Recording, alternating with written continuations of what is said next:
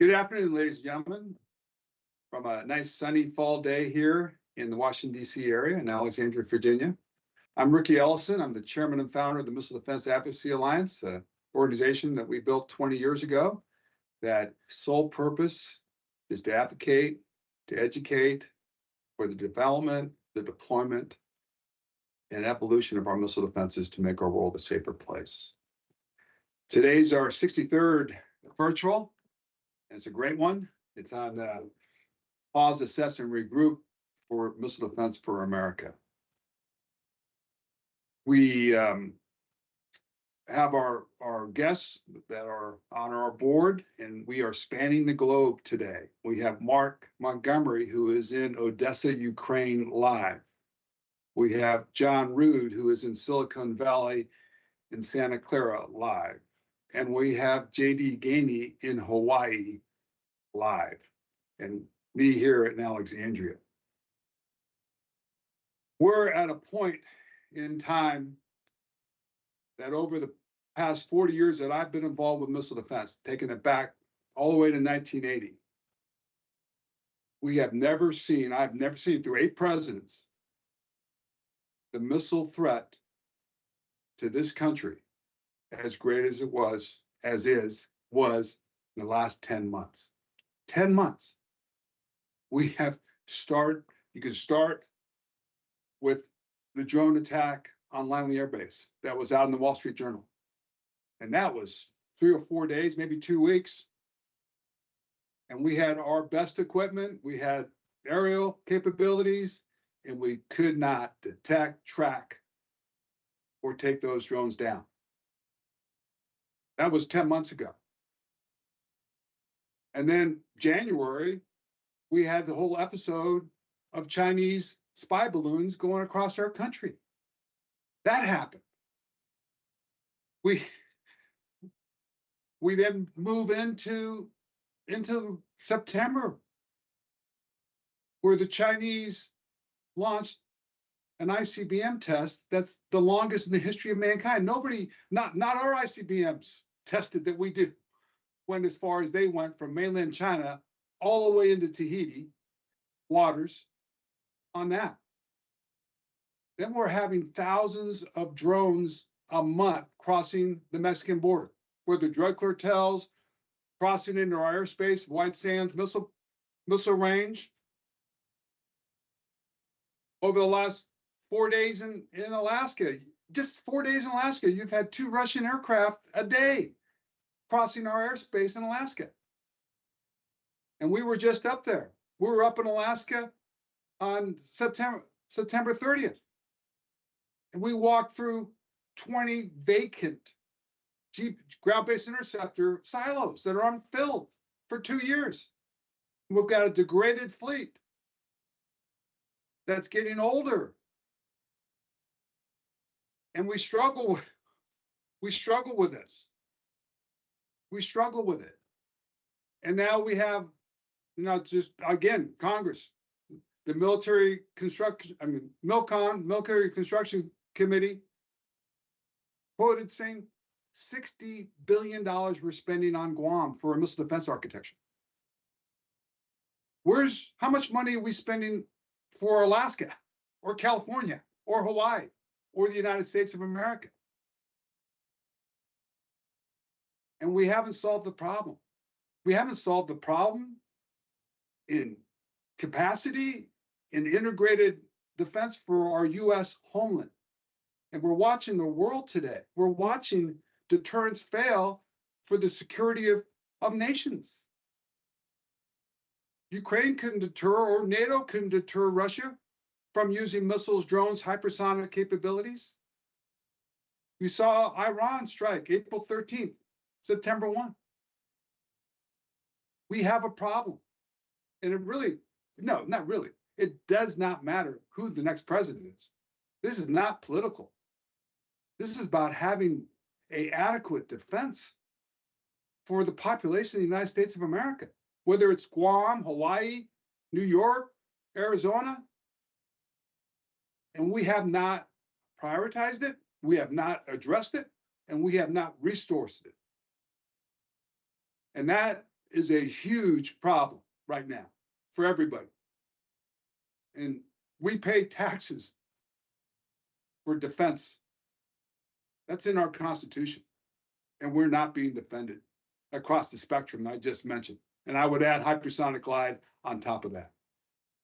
So the discussion today is let's reset this thing. Let's reassess this thing. Let's look at what's going on and how do we go forward?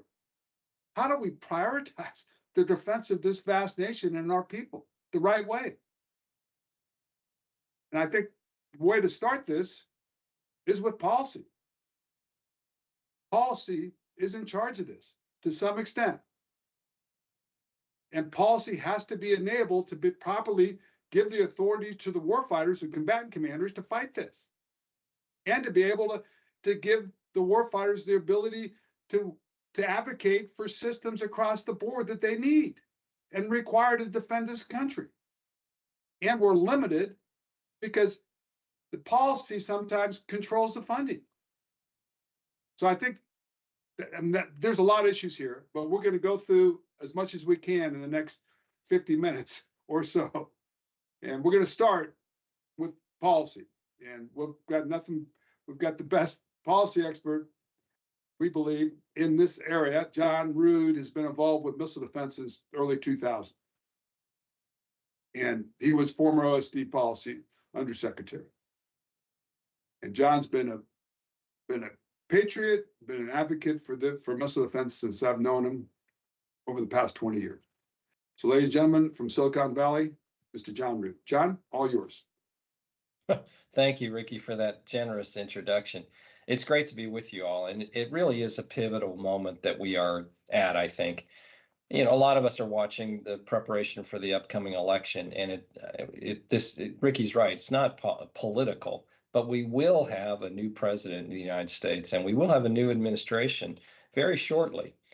We're going to go through this interesting period that always happens after an election where a new president has been elected, but is not yet the president. And so you have unfortunately, we will go through a low point where people that are presently in the administration are looking for other opportunities, that they are starting to attrit. Their minds are not completely focused on the day-to-day. And the new administration is still forming up. And remember, it will take some months for new people to be nominated, to be confirmed. And unfortunately, that process has become much slower and much more political. And it will drag out. Frankly, it'll occupy the bulk of the first year that the new president is in office, getting a team in place. And so that's the challenge. But while we don't lack for challenges in this country, fortunately, we do have a lot of benefits, but we've got to be smart about this. I think one of the things that I'm concerned about is that, let's start with some fundamental points. Missile defense needs to be a high priority, and we have to break away from some of these old mindsets about trying to subdivide the threat into ways that are convenient for us, but that the adversary is not pursuing. We're not taking stock of what is truly occurring in the world, what is the state of the threat, and what is the adversary doing. And we need to credit our adversaries for being very inventive, very capable people on their own, and respond accordingly. You know, I was reminded when I was preparing for this, there's a old Far Side cartoon, for those that are fans of that, where, there's a group of cowboys surrounded, and they circle the wagons, as the cowboys did. And then an arrow arrives, which is on fire. And, one of the cowboys remarks saying, "Flaming arrows? They're not allowed to use flaming arrows. What the heck is going on?" As though there are certain rules that you cannot do that to eliminate the wagon train and other things. Well, we're behaving similarly, where our policy should be, in my view, we are going to defend the United States homeland and our deployed forces, as well as allies, with their cooperation, to the extent they cooperate, from missiles of all types, all ranges. And there's an artificial categorization that's going on right now, where our adversaries are exploiting some of those themes. We've always thought, we've been blessed, we have two oceans around the United States mainland, and we've been blessed that we have not had wars in the U.S. territory. But you're seeing people like China with these drone penetrations around Langley Air Base, with high altitude balloons, with a whole range of other things, with operatives being deployed in US territory, or what's going on in cyberspace, not respecting those boundaries. Guess what? The arrows are sometimes being lit, and whether they're allowed to do it or not, they are doing this. And so we have to break free from that mindset. And some of what I'm concerned about in the policy today is, for example, defend against some types of missiles launched at the United States from some people is allowed by the present administration's policy. Defense against other types, for example, if a hypersonic missile is launched at the United States, Commander Northcom has testified he is not authorized to defend against it. If the origin of that missile streaking towards New York City or some other large venue was not North Korea or Iran, there are limitations placed on his ability to defend against those. That's not wise. That's not good policy. Whatever the origin, whether it's a flaming arrow or a regular arrow, we need to be able to defend the country. And US citizens are entitled to that type of defense. And so while you can never have a uniform 100% leak-proof defense, we do have to take more seriously the need to protect those people that are American citizens that just don't happen to be in the 48 contiguous states. They're in places like Alaska and Hawaii and Guam. So fundamentally, we've got to defend against missiles of all ranges, all types, all flights. And that was our policy in the previous administration, but that has not been in the current one. And that's what I think it ought to be going forward. And then secondly, we've got to recognize what's going on in places like Ukraine and Iran is not new, in the sense that in places that receive less coverage, like in Saudi Arabia and the UAE, the Houthis have been attacking with Iranian support large concentrations, whether they be military, civilian, cities, the leaders of those countries, with large-scale missile and drone attacks. And the fact that it's now being applied in places that that receive more press coverage in the United States, like in Israel, doesn't mean the threat has changed. And we're not recognizing that missiles are a primary feature of warfare. Unfortunately, the last couple of budgets from the present administration have called for a reduction in missile defense spending, which, if you're watching what's going on in places like Ukraine and Israel in the fight, our adversaries have invested very heavily in those capabilities and are using them. And that's what's going on with China as well. So our policy needs to evolve there. And we need to also be thinking, well, what are our vital national interests in the Pacific and elsewhere?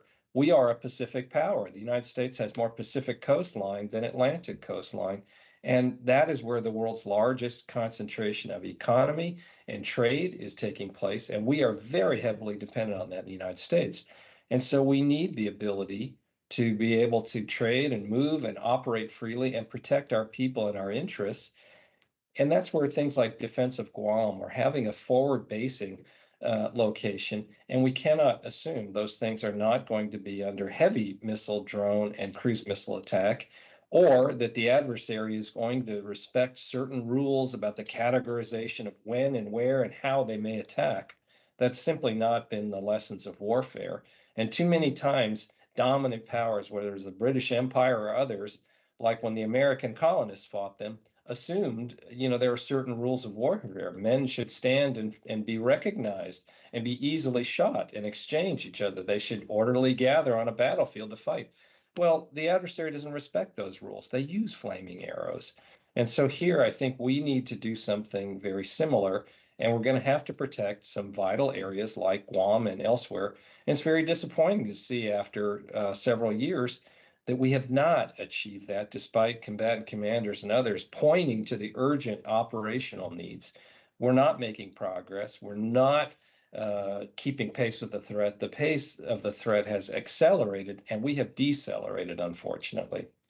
So there's a real challenge here that we've got to come forward. We have to prioritize this in our spending, which will mean some other things will get less spending, and missile defense needs to be accelerated. So just a few thoughts to set the table here, but one need only look at the latest news from Israel or Ukraine to be reminded, if that was directed at us, I don't think we would fare as well, which is, not a positive commentary on our level of preparedness. And the level of the sophistication of the adversary like China is dramatically higher. So we have to look ourselves in the face, take that challenge on. And despite the fact that the new administration, whatever it is going to be shorthanded, we're going to have to overcome that. This is a critical national security issue. So just a few thoughts, Riki. Thanks, John. John, can you explain the relationship with policy and resourcing? Because it seems like that we have policy not allowed to do hypersonic strike on U.S. homeland. We have policy that restricts us from drones. We have policy from cruise missile, and we end up policy blocking that or pushing that for other people's agenda to the mid-30s instead of dealing with it now. A lot of our stuff is being pushed now to the mid-30s when we'll have capability, but that's 10 years away from now. Yes, Can you just explain the politics of that, please? Why we're not in sync with. Well, unfortunately, I think it does start with policy and leadership. And at present, I think there's some outdated thinking going on, thinking that, for example, nuclear deterrence or the threat of overwhelming retaliation will prevent a missile attack. And that's simply not supported by the facts of the last few decades. I mean, this is provable. If you look at what the Iranians did, for example, with the Israelis are a nuclear armed state. So the argument that is outdated from the McNamara era goes, well, who would dare attack a nuclear armed state with a missile attack on its leaders or its people in large scale, because there would be an overwhelming retaliation through nuclear force? False. It's been tried and proven. This is not a fair or accurate statement. And the fact that you can defend yourself does not undermine deterrence or strategic stability. It increases it. And witness the fact that Russia and China are either maintaining or deploying missile defenses to protect themselves. And it has not led the United States to increase our level of nuclear offensive armaments. This is a false argument. So we got to break free from that. And that's unfortunately a handicap that some of our leaders still have from the Cold War. So, but even when you have a good policy, which is, I want to defend the American people against missile attack and our forces because we must. And policy sets the priorities, defines, well, what do I care about in terms of threats? How do I rank order those? And what character force do I want to have? And what is its role? So in this case, protection of the American people comes first and the homeland. But secondly, you've got to have a view of the United States as a global power, meaning we do have interests in the Pacific that we want to protect. And it is a vital interest of ours to have free trade, free movement, free access to things like the Pacific Ocean and crossing the so-called 9-dash line that the Chinese Communist Party wants to draw and restrict to itself. But inside that, then, after policy sets the priorities and sets a strategy, it's a difficult and unwieldy beast, the defense establishment we have, because it's so large. But you've got to have some discipline and execution, just like you do in your days for the winning football team. Not everybody can go out for a pass at the same time. Other people have to block. Other people have to be the running backs. Other people have to play defense. So here, policy sets the strategy and talks about the character of the force and the threats you face. But then our war plans are built on what is that strategy, and the programmers, people like CAPE, they're supposed to resource that plan, and the acquisition people run the process by which things are acquired. They do not set the budget priorities. They execute a very complex acquisition system, and program managers implement that. And we have roles and responsibilities set up for organizations like the Missile Defense Agency, and people have to play those roles, and they have to be held to account to execute. You can't simply say, well, gee, I want someone else to play tight end, or I want someone else to play wide receiver. If they can play it, sure. But otherwise, whoever's in that position is going to have to perform. And here we've got this odd lack of discipline, I would say, where you have people like programmers thinking they set policy or describe what the war plan should be, as opposed to thinking my job is to resource these things and integrate across the department, the Army, Navy, Air Force, Space Force, and other departments and agencies into a coherent systems engineering whole. John, just be clear. Who directs policy? Who is that? The president? Is that Congress? Just to everybody, who is the significant influencer on changing policy? Well, in the executive branch, the president does. And to a large extent, under the Constitution, the president has certain authorities, whether it's as commander in chief or, frankly, to conduct the foreign policy affairs of the United States, where the president plays the leading role in that. And the Secretary of Defense manages the force, but in many ways, he's got to do that in collaboration with the Secretary of State and others. So what is the vision for what role the United States will play in the world? But within defense, setting things like defense policy, the Secretary of Defense does, and his principal staff person and advisor and leader of the organization is the Undersecretary of Defense for Policy. But on things such as what resources to apply, what systems to develop, the Deputy Secretary of Defense is really the linchpin. And so, if the Undersecretary for Policy and the Deputy Secretary have a good working relationship and the system is running properly, it really ought to be seamless. I'm not clear on how well that's working today. Why haven't we seen change in policy with the threat that's out there? Why? I think one, there's this hangover from the Cold War of outdated thinking that missile defenses are in some way destabilizing. All I can say is the Israelis and the United States forces have defended against two very large-scale attacks from Iran, and missile defense was certainly not destabilizing. Your Honor, I rest my case. If you want to hear further arguments, we can, but that's pretty conclusive. But I think there is this outdated thinking, and I think there is also a reluctance to prioritize it above other defenses. Yeah. And there's also some outdated thinking. I love offensive strike capabilities that can provide precision and can attrit the enemy and can strike missiles on the ground and so-called shooting the archers, not the arrows. However, the practical reality is there's great limitations to that as a defense policy that are hard to accept, hard truths to accept. But the reality is, witness what the Israelis are doing in Lebanon to Hezbollah today. Intense strikes, at one point, 15 hours of continuous heavy bombardment of Hezbollah. Hezbollah still launched, if memory serves, 170 missiles at Israel that day. Simply shooting the archers will not attrit the threat, even with overmatch, tremendous application of force. We have to learn that lesson. And what the U.S. Navy is encountering with the Houthis, there are political limitations where the present administration is very reluctant to strike the Houthis in large scale or to attack their leaders or other things of that nature. And so you've got these Navy vessels given a very difficult mission over a large area to defend international shipping and shipping that's vital to the United States economy, but they're doing it at the tail end. So we have to accept these realities and resource for it, and that takes tough decisions about what to prioritize and where to spend money. Thank you, John. We can go on, but let's now move to the actual architectures and practicality of the systems that are either insufficient, sufficient. It doesn't look like we're doing too well in sufficiency on these capabilities, or if we've got them, we're not using them. But I'd like to start off with J.D. Gainey, who senior analyst previous for Indo-PACOM. He is in Hawaii today, and he has that broad perspective from the Indo-PACOM, especially on viewpoints of integrated air and missile defense, and why are we not where we need to be to defend those regions in the Pacific, including Hawaii, and certainly on the coast of the Pacific, the United States. Did he? Thank you, Riki. Good morning, everybody. It's a pleasure to be here. It's an honor to be with my fellow panelists and board members.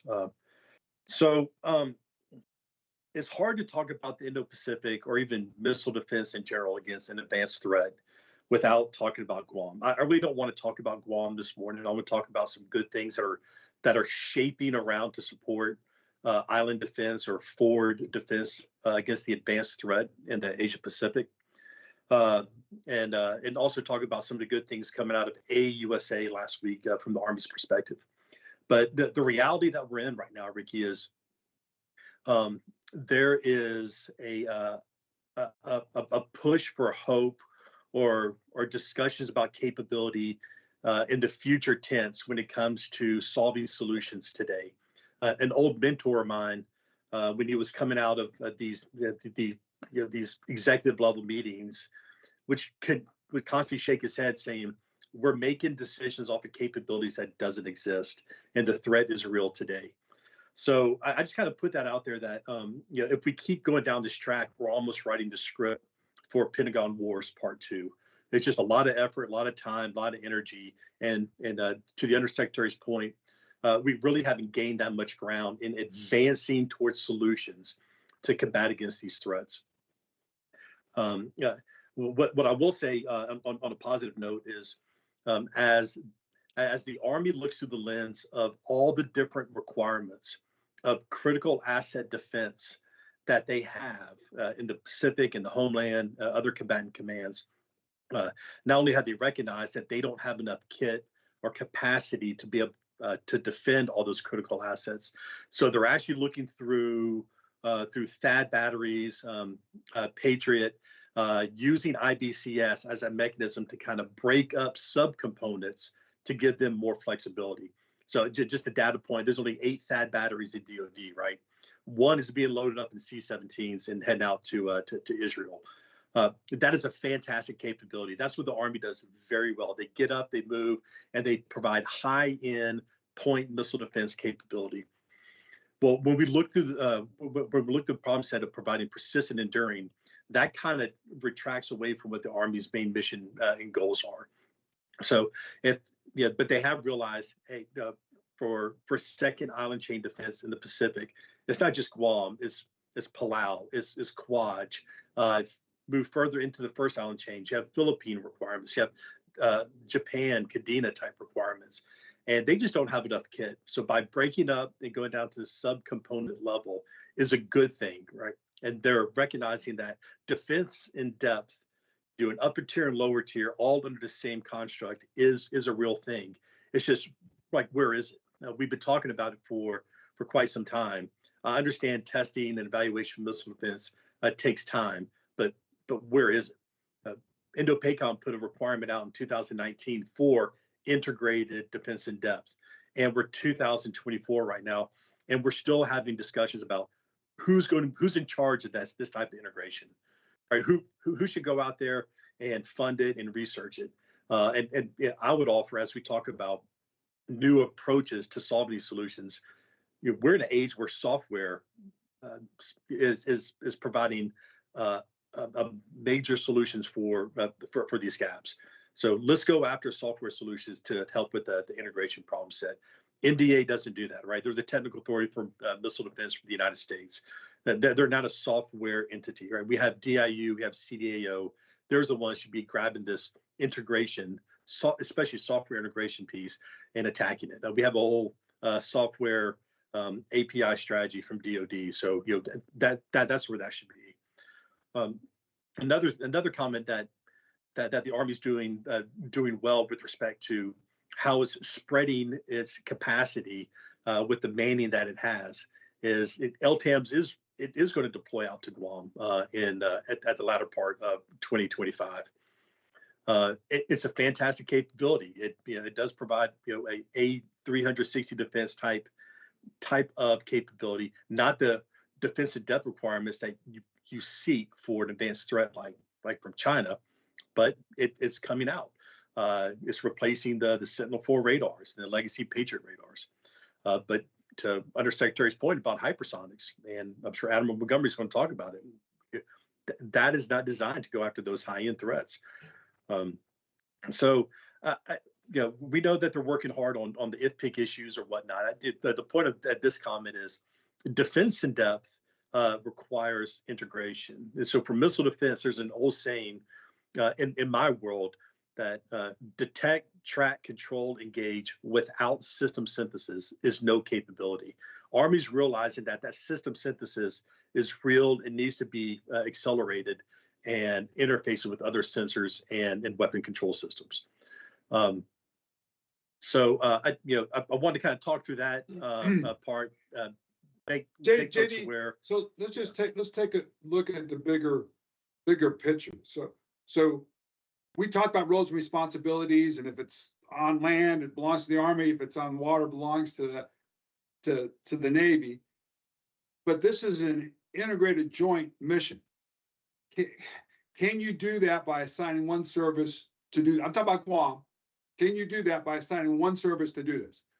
And would that one service have to give all its money and support to it, or do you got to do what and have an integrated joint development like Missile Defense Agency, who's built to do this, but still hamstring to what they can deliver and produce, that whole architecture?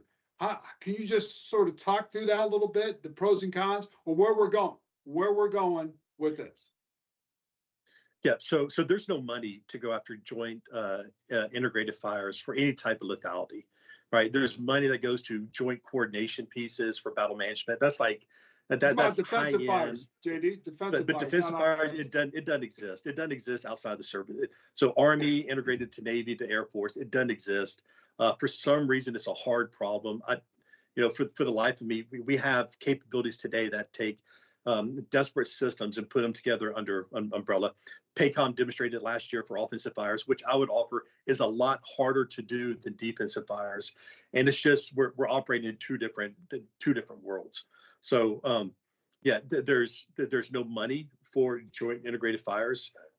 Going back 10 plus years to sequestration, JIAMDO, who was supposed to have that role in the J8, was supposed to be able to take this and integrate it. Well, they got quartered like William Wallace in Braveheart, right? And they haven't been able to recover since then. I'm not saying JIAMDO doesn't do good things; they do great things, but they're kind of hamstrung with respect to type of capacity and content.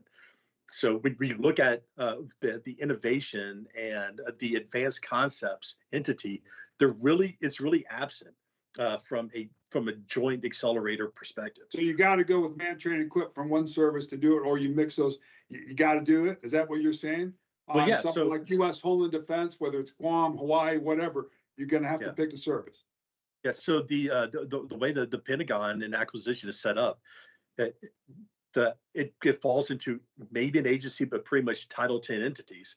Title 10 doesn't, that supports that one stovepipe of acquisition. So the Pentagon manages fiscal risk.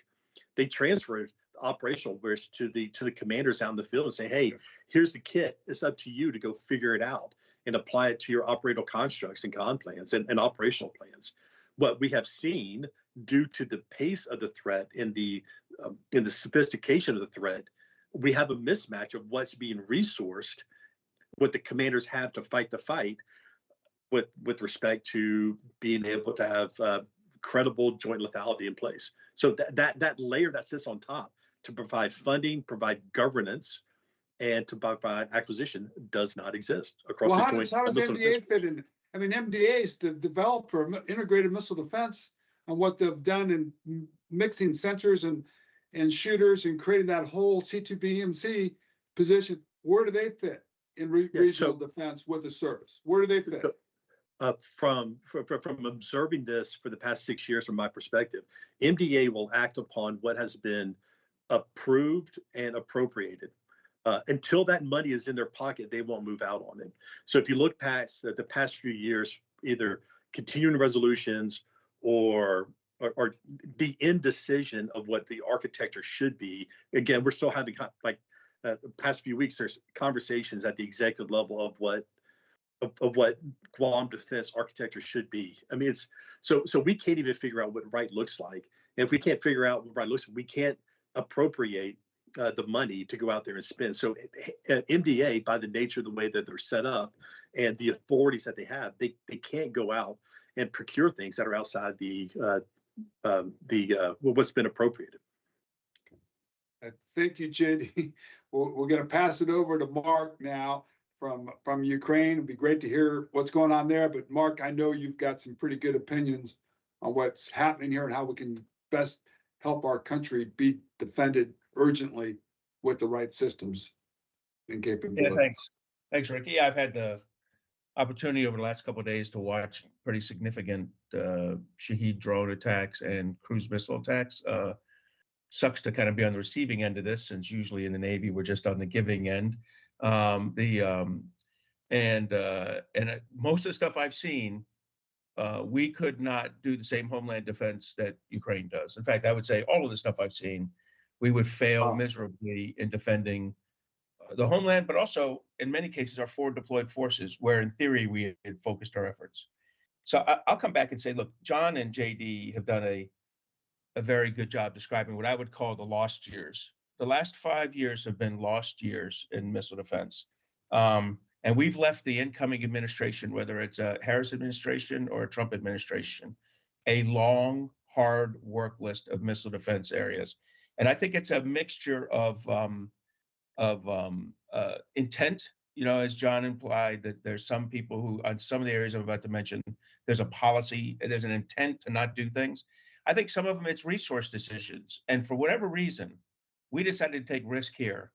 And if the last 2 years of just butt kicking effort, Iran against Israel and Russia against Ukraine have taught us anything, is that this coalition of adversaries we're facing in China, Russia, Iran, and North Korea 100% see the value of cruise ballistic hypersonic missiles, as well as drones, in attacking you, and rockets and mortars for that matter, and attacking allied and Western forces. So if this was intentional, it's awful, it's derelict. If it was just unintentional, it was an awful job. It was, and so here's what I'll wrap. I'll start by saying, first and foremost, is the defense of Guam. 4 years on, from what I can tell, we're resetting. We should have taken Navy ashore 4 years ago, which is what MDAA, the Missile Defense Agency, wanted to do, for $2 billion max. We'd already built 2 of them, so this isn't a guess how much it's going to cost. It would have been on U.S. territory, so it would have been less than Romania and Poland. The number one villain in this is the Navy not wanting the mission, because in some parallel universe, they thought we can't get sailors to want to be stationed in Guam. Despite the fact we have 3,000 sailors stationed in Guam, we would have had no trouble getting 60 to 80 Aegis watchstanders and operators and maintenance men on Guam. Okay, so the Navy's the first villain by intent. The next villain was Cape and Army, who accidentally blew things up. They decided to take inherently naval systems and apply a distributed network to them, an Army distributed warfighting concept to them, and spread these, the radars, the launch systems all over Guam. Politically, that was, too big a lift. Environmentally, it was too big a lift. Giving things to the Army like this takes it from 60 to 80 sailors to 1,000 soldiers. Some of this was corrected by Congress in terms of the vertical launch systems, just saying, hey, dummies, you're going to buy them. But Congress could not re-wicker an architecture through the NDAA. So as a result, the defense of Guam is, in my mind, we've lost 4 years. And believe me, it took us 4 or 5 years to get people interested in it. So we've really lost 8 or 9 years from the original, arguments by, it goes back all the way back to Admiral Locklear and Admiral Harris. That's how long ago it was at Indo-PACOM. And I'm not sure there's any way to recover this properly. That's the first sin. The second sin is a decision to take savings in missile defense capacity. What I mean by that is in what had to be the most tone-deaf budget submission in several years, they decided to cut 156 SM-3 Block 1s from the 5-year plan in a budget that was submitted in February 2025. Well, Mark, those are the ones that shot in Israel. Yeah, right? Those are the ones that just shot. Yeah, some of them, yeah. And so the idea, and I love that, the department's like, well, we didn't do anything. Nothing's been affected. And you're like, bullshit. I get that the Congress in the FY24 budget authorized SM-3 Block 1, and they asked for them, the department asked for them. But in the 25 requests, they asked to be stupid. The only thing preventing them from being stupid is that we didn't have an appropriations occur. So the department says we didn't do that. That's fucking, that's childish. You tried to do it. You want to do it. And then you said stupid stuff like, oh, we're going to reprogram that money into SM-3 Block 2, except you look and there's no change. We were going to go from building 45 SM-3 Block 1s and 2s a year to 12. That was this administration's plan. Over the next 5 years, that's a significant reduction capability. Where'd that money go? Not to this campaign. It didn't go to THAAD. It didn't go to any other kind of MR missile, medium range ballistic missile, or interrange ballistic missile effort. It was taken into another area. These dum-dums were going to take risk in missile defense capacity. All right, that's number two. There's three more. The next one is this delayed approach to hypersonic missile defense. So for the last 3 to 4 years, they have underinvested by 50% in hypersonic glide phase intercept defense, hoping Congress would bump it back up to the number the department secretly whispered in their ear was the number they needed. So these are numbers like they requested 200 million and Congress would give them 500 million. Congress finally got tired of that crap and said, look, what we're going to do, they zeroed them at 200 million. They kept them at 200 million 1 year and said, you guys come up with a plan to have glide phase intercept by 2029. Okay, so the department looks at it and says, we have two programs. One of them, maybe less capable, delivers early, 2029. And the other one, more capable, delivers 2035. The one decision you can't make at this point is to down select to the later arriving one, because that puts the earlier arriving one in extremis. So what did these guys do? They down selected, Missile Defense Agency just down selected to the later arriving one. And let me tell you something about the Missile Defense Agency. If they say they're going to deliver something to you in 2034 or 2035, here's the one guarantee. It won't be before then. I'll give you another guarantee. It won't be on those dates. Here's the third guarantee. It will be late. So what we're saying is our sailors and soldiers are going to have glide phase intercept, which is critical to thinning the inbound herd and defending our assets against this hypersonic threat. We're not going to see any meaningful, fielded capabilities into the late 2030s. But the Russians and Chinese are going to have their own capacity to do something in 2030 actual. So we're going to create these 6-7 years where a authoritarian regime has an ability to use a first mover tool to impact the United States. This is insane. We don't do this. We're a rich company. We spend $900 billion a year on defense. What is wrong with us? So that's number three. Two more. A laggardly approach to directed energy. The services, the Navy and Army particularly, have been slow taking, they've been taking your traditional slowpoke role to this dynamic changing technology. I don't think there's been a sense of urgency. The Navy took the one test ship with Helios and Homeport shifted it, thereby delaying the testing program on that ship for some period of time. I'm sorry, if you're committed to this, you're committed to it. If you're not, you're not.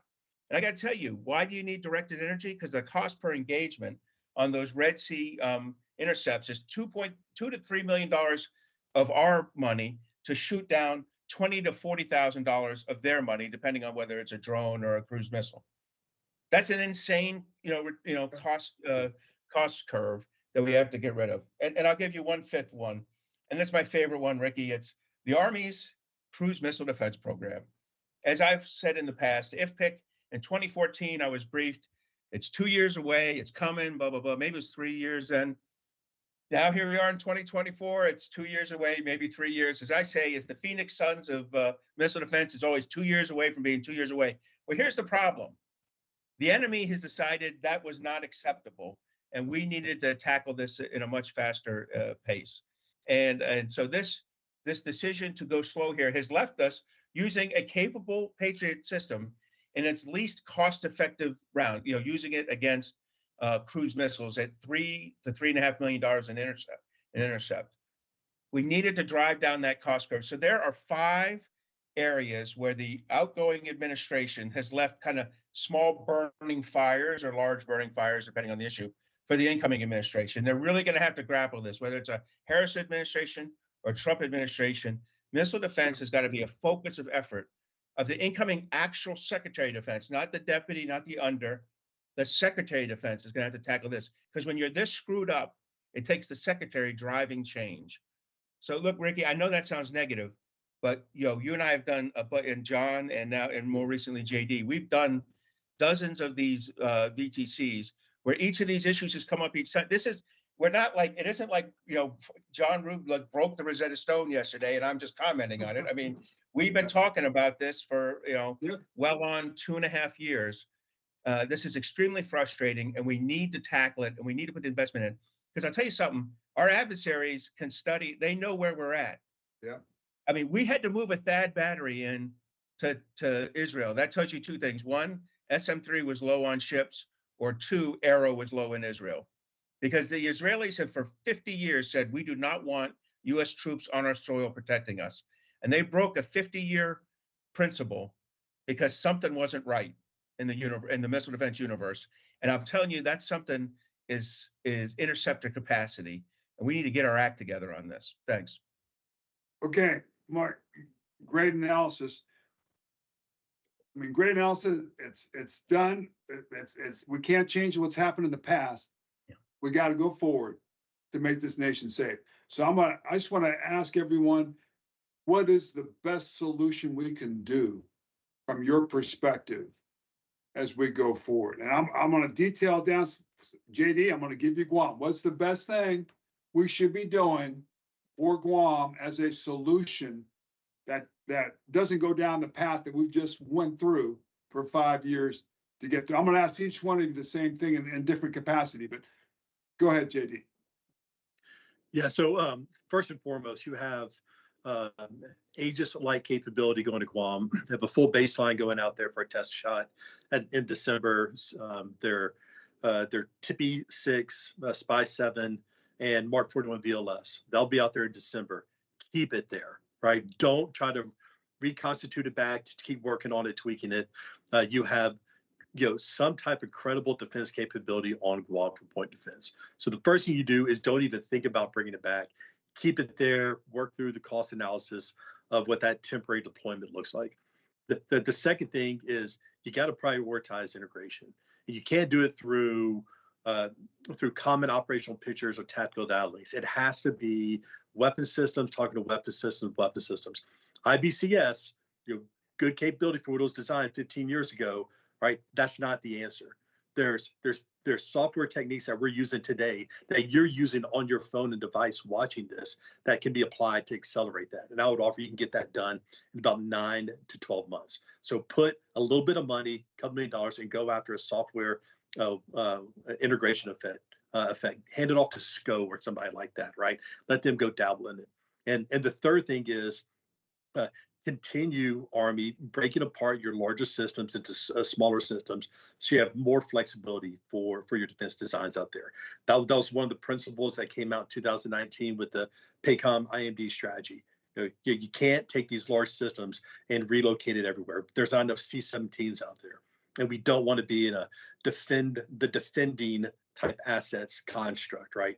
So start breaking up, start getting smaller, agile.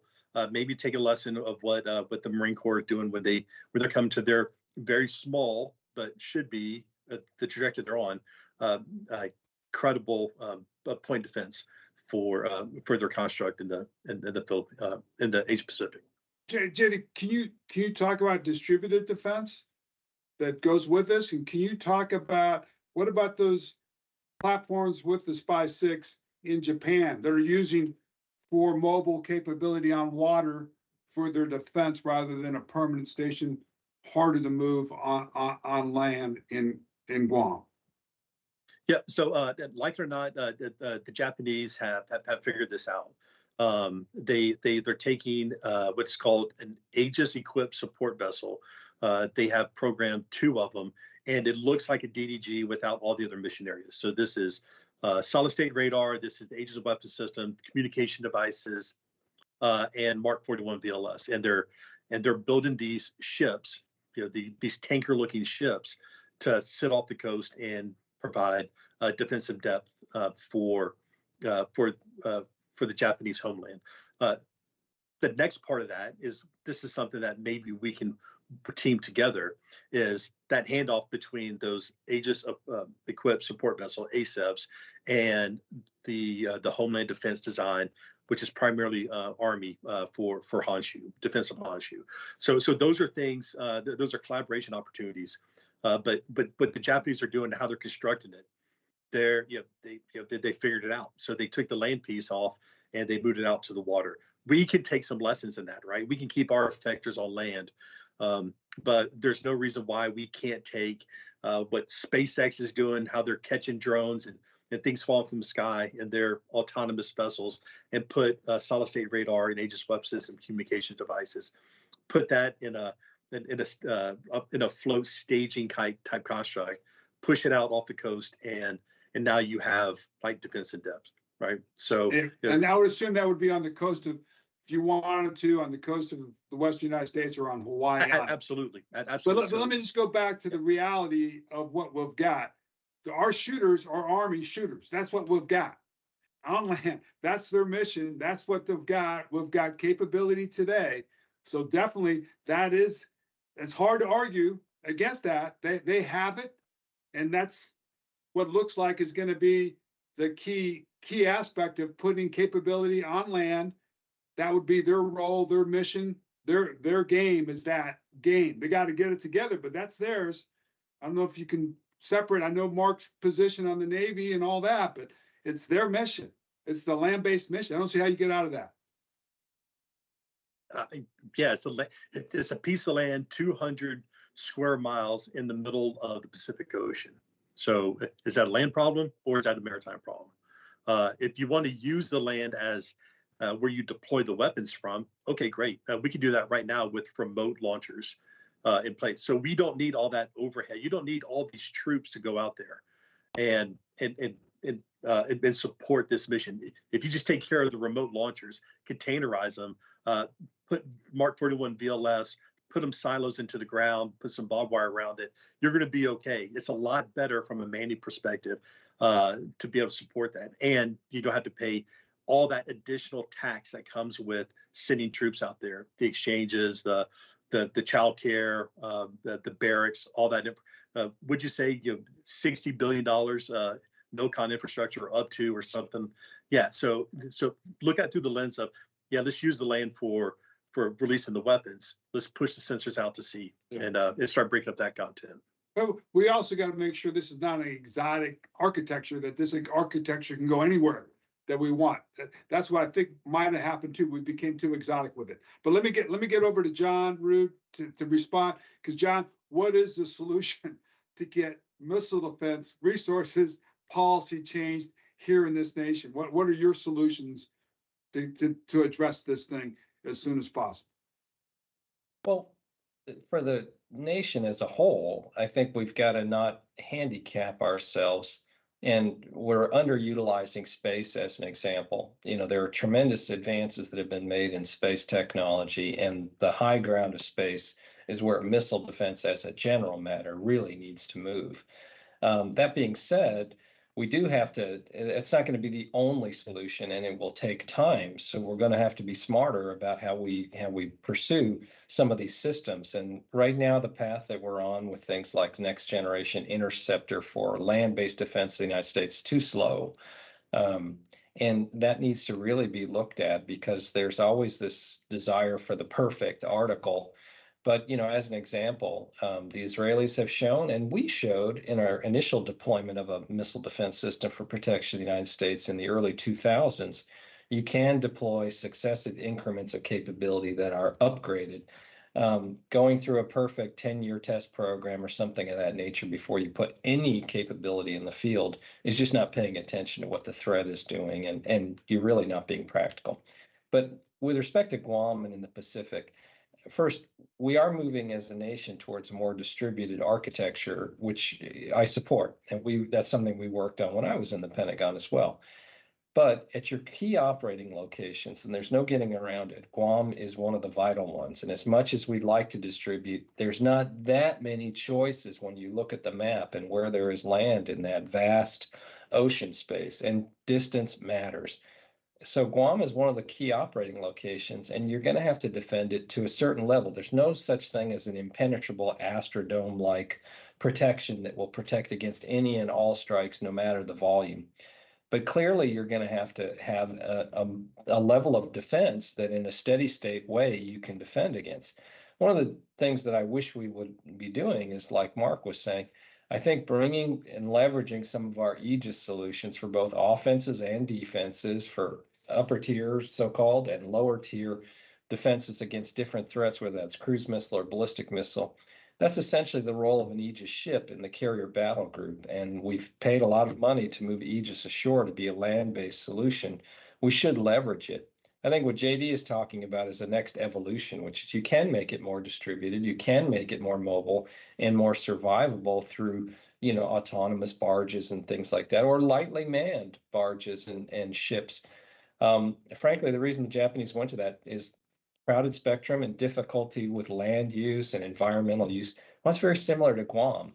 And when some of these solutions were developed, one of the challenges we have is, systems architects or armchair uh, program managers in places like the Cape look at a map and think, well, I could just move things around without regard to thinking, well, that doesn't match the local geography, politically, topographically, or in the environmental rules in the country. And so you often run into these kind of mismatches, if you will. So I would like to see us do a distributed architecture at Guam, leverage Aegis Ashore, do things like with offshore vessels, but have a core fixed capability. And the role of mobile assets, such as transportable mobile systems like the Army has, or ship-based solutions like the destroyers we have, is to augment fixed-based capabilities. The difficulty of plopping a bunch of THAAD and Patriot and other things on Guam is we tried that. And fundamentally, a very mobile transportable asset is not engineered to be operated steady state, 24 hours a day, 7 days a week. It was tremendously expensive. It was also experienced a lot of maintenance and availability issues as a result. And ultimately, we have so few of those mobile assets that you're really not, if you want to use a mobile asset in a fixed way, you're really not using it the way it was intended, and it's suboptimized. So I'd like to see us get to something that with lower manning in a steady state way and lower cost can be done, because that battery is pretty expensive, but you're paying for that for its mobility, its inherent ability to move with the force or be relocated to crisis spots. Just plopping it down as a fixed asset doesn't make sense to me. Thanks, John.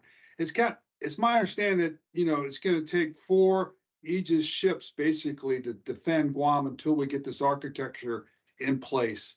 And that's the reason why we were supposed to do this, to release those ships. But all right, Mark, you got the solutions. I know you got them. What are the best solutions going forward to fix this problem by 29? If you think that's the time to fix it. So listen, first, there's got to be a policy commitment to do these missions. There's got to be guidance to NORTHCOM. You're the Homeland Defense. I didn't mention the 6th issue because I thought 5 was evidence. NORTHCOM, and John averted this, has not really been given the proper mission authority set.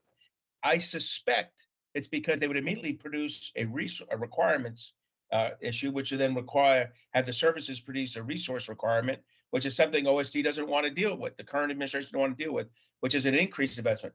The defense of the homeland, as we go into the new joint warfighting concept, a key element is going to be that as opposed to, since the Civil War or War of 1812, depending on how you want to look at it, we haven't had to really, really defend our homeland to this degree. There's a little bit in World War II, but as a percentage of our effort, it was microscopic. This will be a significant percent of our effort to defend our homeland against missile attacks and cyber attacks and things like that. In neither place are they ready. And for the purpose of discussion today, in missile defense, they're particularly not ready. That hypersonic issue I mentioned, about glide phase intercept applies to both our forward station forces, but also to our homeland. We don't have the situational awareness tools we need. They haven't committed to some kind of elevated network sensor, dirigible aerostat, whatever it is, up there. They haven't thought through the sensor network and the shooter network that's going to be required to defend our homeland. So first and foremost, it's authorize the right people to do the right thing. The second thing they have to do is resource things. Some of the problems that I mentioned are resource problems. Not buying SM3 capacity. Look, I wish the effectors cost less, but those decisions were made 5, 10, 15, 20, 25 years ago. If your enemy has the capability you're trying to shoot down and you have an ability to do it, but you choose not to have the capacity, that is a losing choice for your force. You need to actually resource the right things. So there's an example there of where you need resources. I wish I could say IFPC and the defense of Guam were resource issues. They were just, one of them's bad program management. I don't know, I'm not an Army program executive, but I don't think the Army Program Executive Office, when they teach like best practices, they go, take our IFPC work over the last 15 years, model it everywhere else. Of course they don't. It's a disaster. And, they were told in 2017, if PIC seems to, or 2018 by the Senate, if PIC seems to be falling behind, come up with another solution. And they were told to go find NASAMS. Now, not the Army PEO's fault. The leader of the Army, the Chief Staff of the Army, General Milley, went and picked Iron Dome. That was a 4-year waste of time. My point on this is that's not a resourcing, that's a professional management thing by the Army. But get your act together on IFPIC. Although I think we're at the point now where, eventually it will actually be only 2 years away. I just, 10 to 12 years late. But it's the resources for the capacity, having the capacity of the current systems. It's the resources into directed energy. We have a great question, in the question group about, why is directed energy not there? Well, we've answered it. The answer is we didn't put the resources to it. We didn't put the level of effort to it. In the end, the irony is U.S. resources are going to pay for Iron Beam. We've put several $1 billion now between previous payments and then the current supplemental. So U.S. resources are going to pay for Iron Beam, and that's a combined U.S.-Israeli R&D effort to build a directed energy weapon for the Israelis. In some weird parallax universe, they'll probably sell it back to us. And we'll be buying Iron Beam for our but they have moved ahead of us. They've caught and passed us in the directed energy world. I mean, they're going to be up at 100 kW. Is that your answer for the cost revolution? Because obviously you're going to have to do capacity with expensive weapons, but you can't sustain that fight if the Chinese and the Russians are using 10,000, 20,000, 30,000 drones in mass as well as that whole thing. Directed energy does get into cost. I mean, the problem with directed energy is if I'm captain of a ship in the Red Sea and a cruise missile's coming at me, I'm not going to, even a drone, I'm not going to say, hey, I hear the Navy's trying to save money on their cost per shot. I'm going to go ahead and not engage that with a standard missile too, not engage that with hopefully we wouldn't use an SM-6 against most of those, but not engage it with an ESSM. I'm going to wait for my directed energy. If that doesn't work, I've always got, CWIS. That CO's got a short career, right? She or he is going to get relieved pretty soon on that kind of, even if they're lucky and the directed energy works, they're going to be like, no, we prefer our sailors to live, right? So directed energy isn't the solution to everything, but in a lot of areas with drones particularly, it is the solution to a lot of things. What I would say beyond that is getting the cost of the effectors down. So I'll give you an example. On the offensive side, I love LRASM, the Long Range Anti-Ship Cruise Missile. It's 3.2 to 3.6 million a copy. That's a little verklempt, when you're trying to buy 1,000 or 1,200, maybe you want 3,000 or 4,000. But having a mix of those and then buying something called Power JDAM with a quick sync at 50 or 60 or 70,000. So you mix in some lower cost, some higher cost. So we need to get some more lower cost kinetic kill vehicles introduced into our system. The Israelis have done this with the Tamir round on Iron Dome. I think we can work that into a counter cruise missile, counter drone capability. And to your point, let's go bigger because the NGI is like 100 million. So how do you get that right? And that's John Rood's discussion of policy of breaking into space to be able to do cheaper landing capability. One last thing I say on the policy side, I'm at the point where two of our adversaries are weaponizing space. Whether we want to admit that publicly or not, that's a choice. But China and Russia are weaponizing space. And anyone here who believes that, I'm from the old, Ronald Reagan School of Trust but Verify, and there's no verifying that those dudes are not going to use space as a weapon. We need to make a conscious decision to weaponize space and give Space Force the offensive mission to go along with the defensive mission. And it's a policy decision. This administration wouldn't do that, if you were, if you're waterboarding them. So, we're going to have to, I think it's going to have to be the next administration to do it. I'm not sure if both administrations will do this, but we're going to need to acknowledge the facts. The facts are our adversaries are weaponizing space. The facts are if only one side is weaponized space, the other one is at a tremendous disadvantage, as John kind of alluded to in his discussion. So look, there are policy issues and there are resource issues, and we got to hammer both of them, Riki. Okay. John, you want to comment on that, or I'm going to send it back to Mark for any questions? Go ahead. Send it back to Mark. Okay, Mark, Hey, any we questions? nailed the questions. I mean, they were great questions. They were submitted ahead of time, and I think we hit all four of them. There was one about the cost of Iron Dome. I think I hit it with the Iron Beam. I think that's, when former President Trump says things like, "I want an Iron Dome in the United States," he doesn't mean Iron Dome systems all over the United States. He means the concept of a system that could choose to engage any inbound threat it desires, and you selectively engage them and maintain a deterrent capability, the deterrence by denial capability that's implicit in that. And I think we kind of ended on that, and I got the Iron Beam stuff. And so, Riki, I think we dealt with the questions. I think it was a Good. very spirited discussion. Okay, well, let's wrap it up. 5-minute little, we'll be done before that. But let's go. JD, you're up on wrap up on this discussion today. No, so this is an opportunity as we pause and relook at the trajectory we're on to apply some of the things that are evolving and coming out of Silicon Valley and worldwide. There's some best practices we can adapt. We need to focus on that. Identify a team or some type of program to go after taking drone type capability and apply them in the integrated air missile defense construct. But we got to break this routine that we're in right now, trying to make what we have do things that it really isn't designed to do, no matter how much money we throw at it. So I think this is an opportunity for us to almost skip a generation of exploration on what could be and just take something and put it in. There's a level of risk associated with it, but I think if you get any type of legitimate capability, demonstrated capability in a prototype scale, the warfighters will take that forward. Thanks, JD. Thanks for participating. John? Well, it's the moment for choosing, if you will, that after the election, the American people choose a new election. But I think we should not wait. There's still the administration that's presently in their jobs. The interesting thing is all this attention, when you're in the administration, all this attention gets focused on the election, but you're still in your jobs after the election. And so I would not lose that time, would be my exhortation to them. And in some ways, a lot of the political friction and things around you die away after the election, and you can make progress on things. And so first, we should not lose those months, because this is just a critical period of time for us where we are unfortunately behind the threat in space. We're behind the threat in missiles and missile defense. And I could go on, but we've got to take that very, very seriously.